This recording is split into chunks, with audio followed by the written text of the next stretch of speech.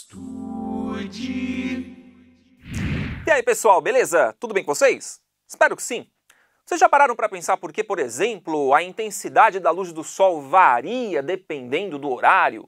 No pôr do sol, depois o sol a pino com o máximo de brilho e depois no final do dia? Ou então porque, às vezes, quando estamos na nossa cidade, acabamos sabendo que num lugar muito distante o horário é bem diferente? Isso tem muito a ver com algo que deixam as pessoas confusas. Mas não fiquem confusos, porque estamos falando de fusos horários. E por que esses fusos horários acontecem? Principalmente porque nós já sabemos que a Terra executa alguns movimentos, como, por exemplo, um movimento de rotação. Esse movimento que dura mais ou menos 24 horas e faz a Terra girar em torno de um eixo imaginário, vai produzir um padrão de circulação que convencionamos que é de oeste para leste.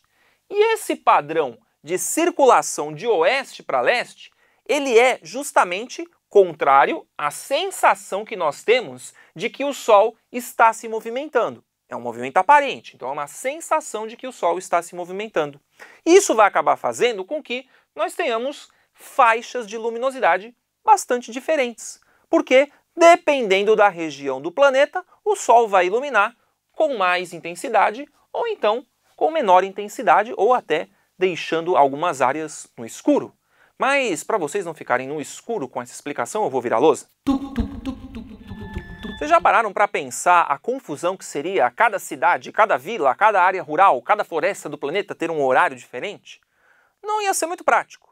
E acabaram percebendo isso quando, por exemplo, no fim do século XIX, vários membros de vários países se reuniram em Washington, nos Estados Unidos, numa conferência, para definir alguma maneira de criar um sistema internacional, que é o Sistema Internacional de Fusos Horários. Pensando da seguinte forma: quando a gente está pensando na Terra, a Terra é um objeto semelhante a uma esfera, portanto um geóide. E este geóide com 360 graus de circunferência para fins de aproximação e de precisão matemática, precisou, de alguma maneira, ter um sistema de fusos na qual cada região possuísse uma faixa ligada justamente à luminosidade, a quantidade de luz solar que cada região recebe ao longo do dia. E aí fizeram a seguinte conta: dividiram os 360 graus da circunferência terrestre pelas 24 horas do dia e chegaram ao seguinte resultado: várias faixas semelhantes a, por exemplo, gomos de uma mexerica ou bergamota, ou então as faixas de uma bola de basquete, porque cada uma dessas regiões tem uma distância de aproximadamente 15 graus. E essa distância de longitude de 15 graus acaba fazendo com que cada faixa dessa seja de um fuso horário. Essa ideia vai ficar bem melhor nesse experimento que eu vou mostrar para vocês agora. Para que a gente consiga entender um pouco melhor a existência dos fusos horários, eu vou utilizar um experimento no qual eu vá para o espaço para mostrar a Terra um pouco mais em um ambiente escuro, um ambiente mais intimista, um ambiente onde eu possa, por exemplo, ver apenas as estrelas, os objetos distantes. Só que eu tô vendo a coisa aqui ficar um pouco mais escura do que eu pensava. Gente, tá ficando muito escuro. Alô? Alô? Gente, eu tô sumindo. Eu tô ficando fora da tela. Alô? Alô? Aliás, eu preciso de sol, porque não tá rolando aqui. Cadê o sol? Agora eu tenho sol. Mas sem terra eu não consigo explicar, gente. Cadê a terra? Enfim, nariz quase quebrado, mas experimento iniciado. Vamos imaginar, por exemplo, aqui o nosso planeta Terra, nesta belíssima bola de basquete, e dois personagens. Este xizinho com um Raimundo e este outro xizinho com uma Rayane. O que vai acontecer? Vocês sabem que a Terra gira de oeste para leste, admitindo que o meu rosto é o oeste ou ocidente e o Sol o leste, o Sol nascente. Então, a Terra gira de oeste para leste. Se nesse momento, por exemplo, a minha personagem está numa faixa que ainda não está iluminada pelo Sol, com o passar do tempo, o Sol nasce para ela. E vocês sabem que o Sol nasce para todos. E cada faixa, cada gominho desta bola de basquete poderia ser uma espécie de intensidade de iluminação. E de fato, este meu pedaço da bola está nesse momento com iluminação máxima. Então, em algum momento, a minha personagem estará totalmente iluminada.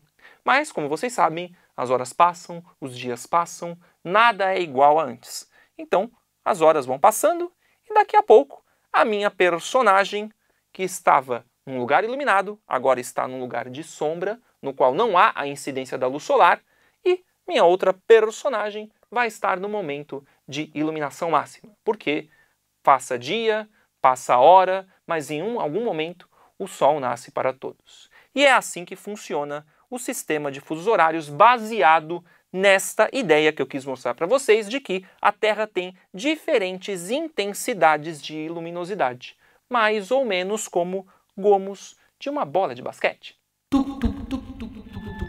Um outro jeito legal da gente entender o sistema de fusos horários é desenhar uma espécie de linha do tempo.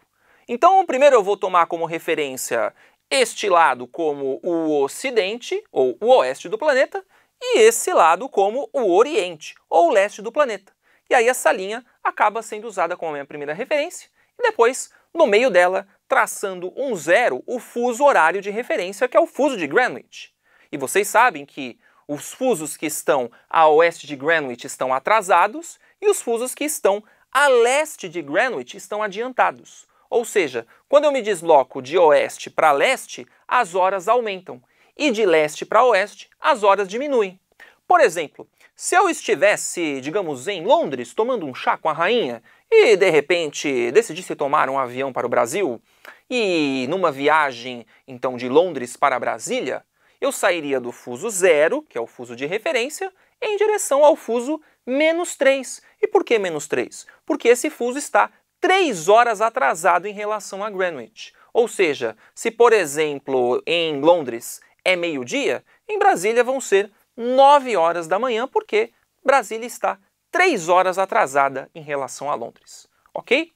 E para ilustrar um pouco mais isso, eu vou mostrar para vocês um mapa de fusos horários, e vocês vão perceber que nesse mapa de fusos horários, as delimitações não são exatamente retilíneas. Você tem desvios, você tem curvas. Por quê? Porque os limites de cada uma das zonas de fusos horários pode ser decidida pelos países. Por exemplo, para que os limites não sejam exatamente retos e respeitem, por exemplo, os limites entre um estado e outro, entre uma cidade e outra, usando alguma referência como um rio, uma delimitação estadual, porque assim fica muito mais fácil do que eu simplesmente passar uma linha retilínea em cima de uma cidade e eu não saber, por exemplo, onde termina um fuso e onde termina outro.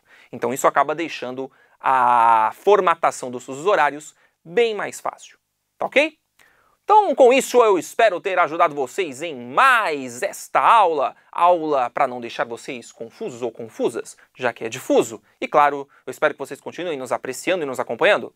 Abraços pontuais a todos e nos vemos na próxima. Até mais!